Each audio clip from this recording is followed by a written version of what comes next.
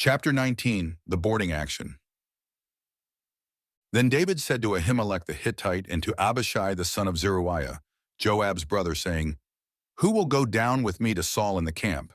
And Abishai said, "I will go down with you." So David and Abishai came to the people by night, and behold, Saul lay sleeping inside the circle of the camp, with his spear stuck in the ground at his head, and Abner and the people were lying around him. 2 Samuel 26 verses 6 and 7. Infiltration.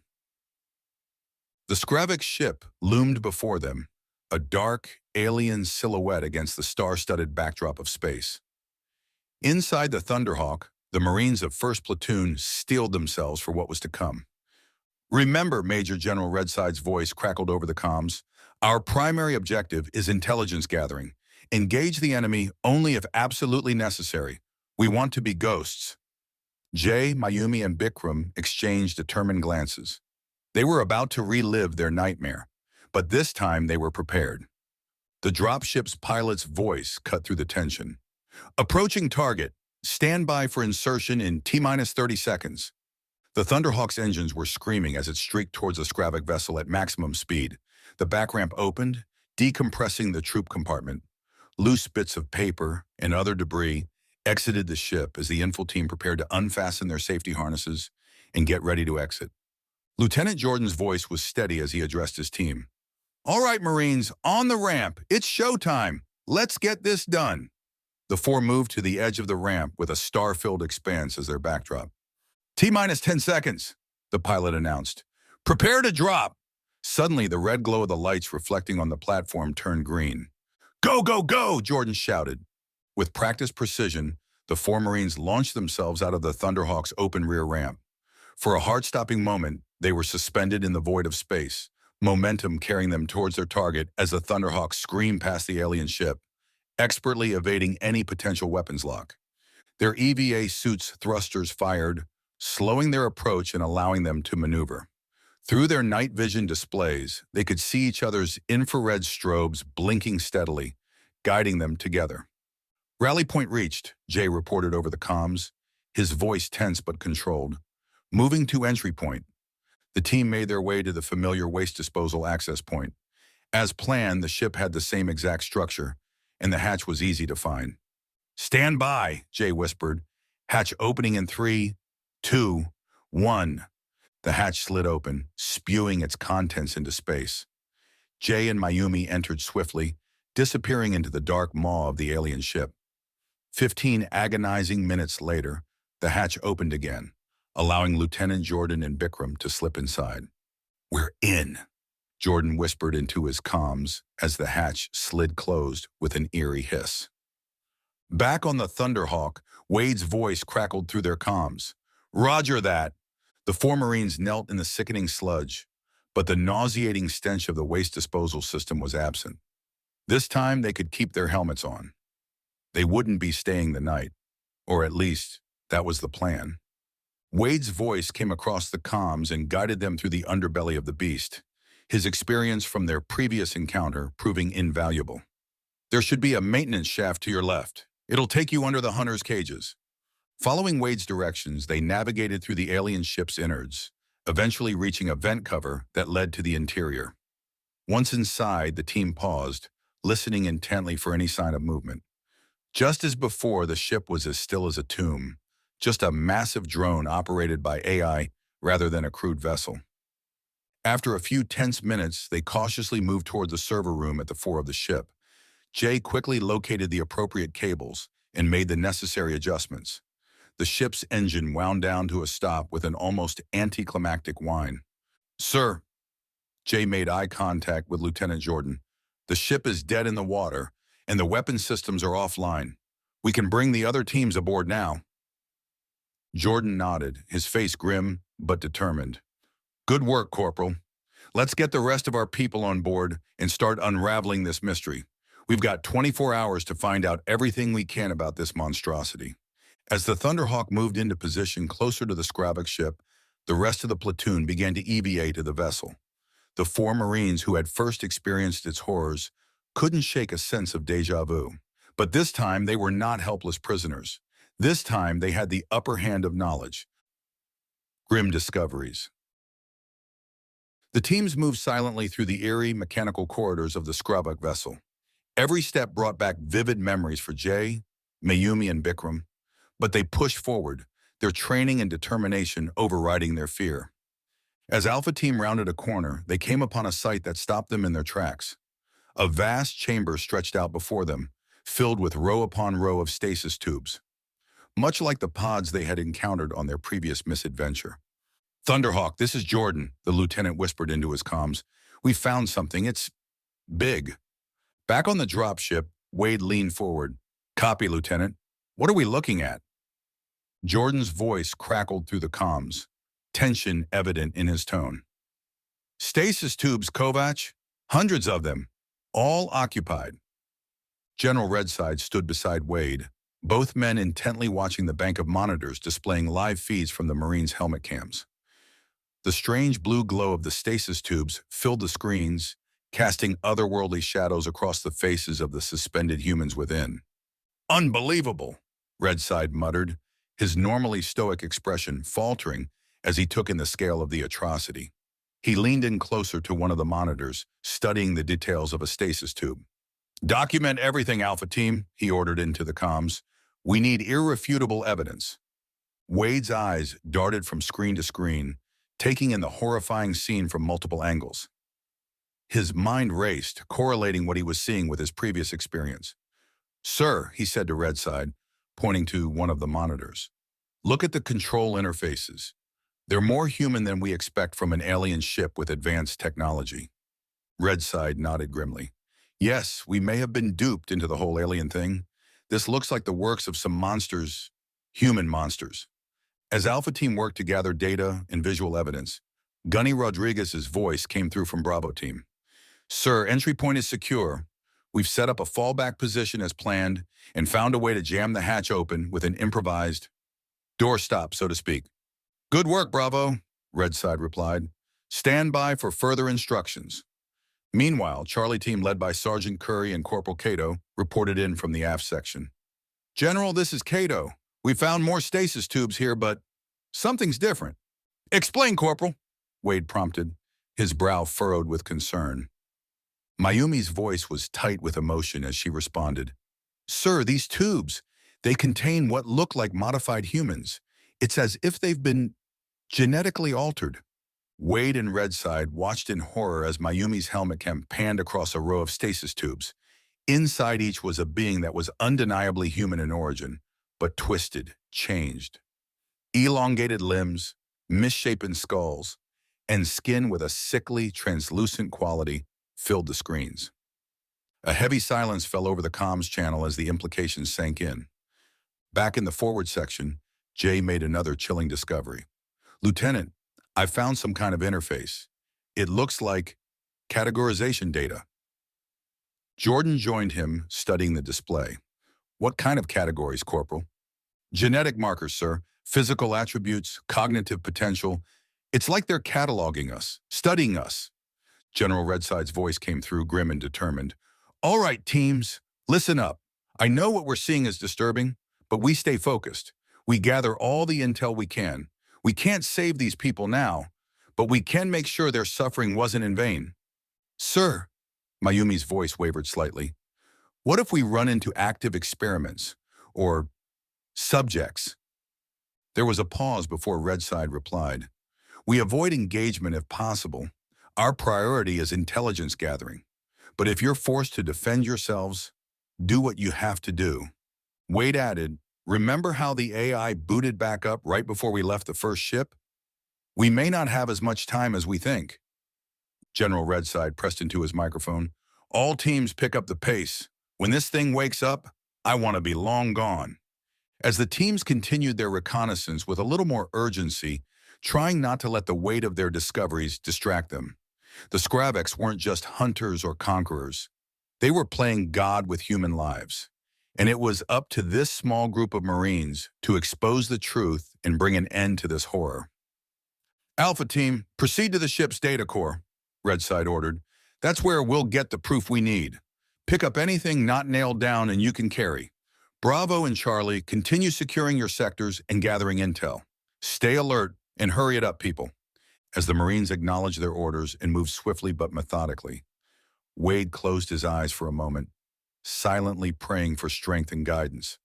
They had to uncover the full extent of the Skravaks or whoever's plans, and they weren't going to waste a single second. The monitors continued to flicker with the grim images from the helmet cams, a silent testament to the horrors they were uncovering. Wade and Redside exchanged a look, both knowing that they were running out of time. They were witnessing realities that would change the course of the war. The heart of darkness. The teams pushed deeper into the ship, their movements careful and deliberate. They encountered no Skravak hunters, which was both a relief and a concern. As they approached what they believed to be the central data core, Jay suddenly held up a closed fist, signaling the team to freeze. "Do you hear that?" he whispered. A low, pulsing hum filled the air, growing louder as they drew closer to their objective. It was unlike anything they had encountered on the previous Skravak ship. "Stay alert," Jordan ordered. "We don't know what we're walking into." They rounded a final corner and found themselves facing a massive, organic-looking structure that pulsed with an inner light. Tendrils of biomechanical matter stretched out from it, connecting to various points in the walls and ceiling. "This has to be it," Jay said, his eyes wide with a mixture of awe and revulsion. The ship's central nervous system. Mayumi was already pulling out her data collection equipment. "Sir, if we can interface with this, we should be able to download everything we need." Jordan nodded. "Do it. The rest of you form a perimeter." "I don't like how quiet it's been." As Mayumi worked to establish a connection with the alien system, Wade couldn't shake a growing sense of unease. Something about this felt wrong. Too easy. Without warning, the ship was filled with the blaring of alarms, their piercing tones echoing through every corridor. The data core, once a steady beacon, now glowed an ominous red, its hum escalating into a shrill screech. With a thunderous crash, the cages of the Skravak hunters flew open, the metallic clang reverberating throughout the vessel. It was as if they had disturbed a hornet's nest, unleashing chaos into the heart of what had been an eerily silent domain. The Horde unleashed. "We've been compromised," Jay shouted, raising his weapon. On the Thunderhawk, Wade, remembering the last episode with the Skravak vessel, turned to the general. "Sir, we don't have much time. The first ship seemed to self-destruct when it was aware of our presence." Redside's voice cut through comms in the chaos. "Tanaka, how much longer?" "2 minutes, sir," Mayumi called back, her fingers flying over her equipment. "I've almost got it." The sound of heavy, inhuman footsteps echoed down the corridor. The Skravak hunters were coming. "Thompson, with me," Jordan ordered. "We'll hold them off. Parker and Orlith, cover Corporal Tanaka." Jay and the lieutenant took up positions at the entrance to the chamber, their weapons at the ready. The first Skravak appeared, its grotesque form filling the corridor. Without hesitation, they opened fire. The battle was fierce and chaotic. The Skravaks seemed to absorb an impossible amount of damage, pressing forward relentlessly. Jay's expert marksmanship proved surprisingly effective as he aimed for the vulnerable part of the neck, each plasma bolt severing the neurocore, dropping the Skravs instantly. Jay yelled at the lieutenant, "The neck! Aim for the neck!" The air crackled with energy as plasma bolts streaked through the corridor, illuminating the grotesque forms of the advancing Skravaks. The acrid smell of ozone and burning alien flesh filled the air, mixing with the metallic tang of human sweat and fear. Jay's hands moved with practiced precision, his weapon an extension of his body, as he methodically targeted the weak spots he had discovered. Lieutenant Jordan nodded grimly, adjusting his aim. His next shot caught a Skravak right in the throat, causing it to collapse in a heap of twitching limbs. "Good call, Corporal," he shouted over the din of battle. The Skravaks, realizing their vulnerability, began to adapt their tactics. They started using the bodies of their fallen comrades as shields, forcing the Marines to expend precious ammunition to clear a path. The aliens' inhuman shrieks echoed off the walls, a cacophony of rage and bloodlust that sent chills down the spines of even the most hardened warriors. "We can't hold this position much longer," Jordan called out, his voice strained as he reloaded his weapon. "Tanaka, status!" Mayumi's voice came back, tight with tension. Almost there. Just need another minute. We might not have a minute, Jay muttered, his eyes widening as he saw a new wave of Scravex rounding the corner. These ones were different, larger, with thicker armor plating covering their vital areas. Sir, we've got a problem.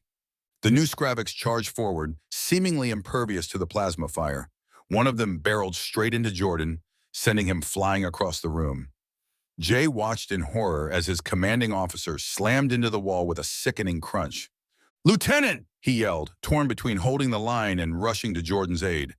In that moment of distraction, a Scravac lunged at him, its razor-sharp claws slicing through the air mere inches from his face. Jay stumbled backward, narrowly avoiding decapitation.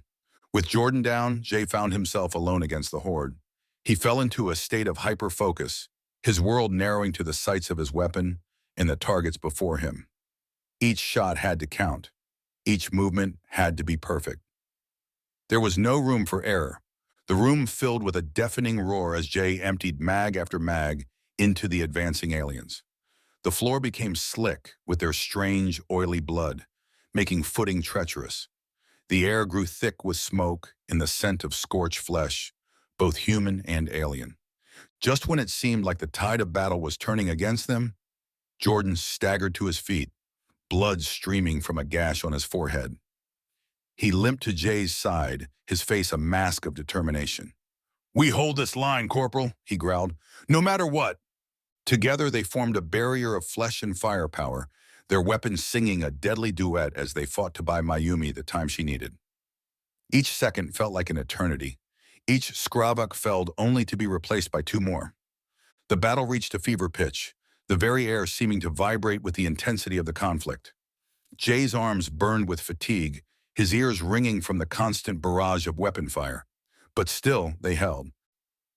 Exodus under fire. Just as it seemed they might be overwhelmed, Mayumi's voice rang out.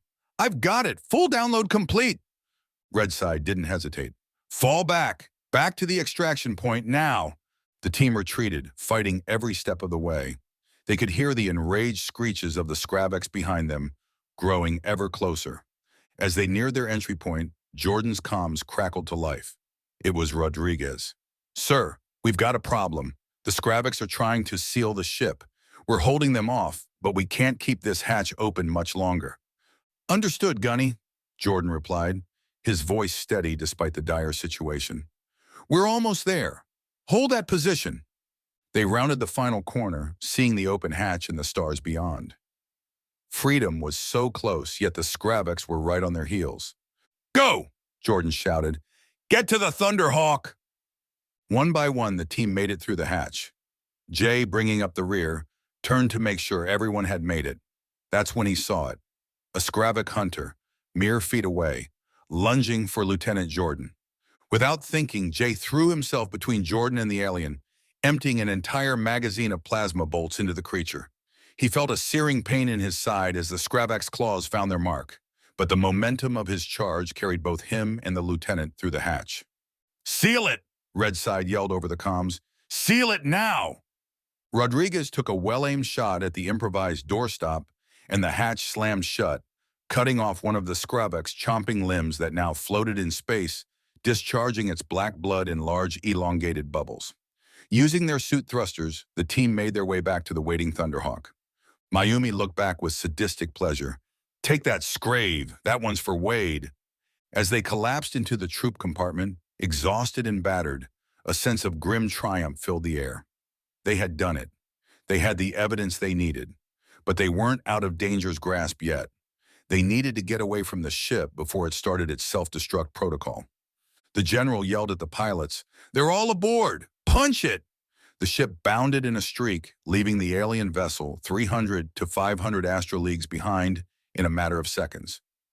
Corpsman Martinez acted swiftly, administering a large dose of antibiotics to Jay and setting up an IV to combat the inevitable infection from the Skravak bite. Jay, maintaining his composure, closed his eyes and succumbed to the medically induced coma. Wade watched anxiously, fervently praying for his friend, haunted by the memory of a squad mate who had succumbed within minutes to similar wounds during their time in the zoo. Redside looked around at his team, pride evident in his eyes. Outstanding work, Marines, all of you. Now the hard part, getting this intel into the right hands.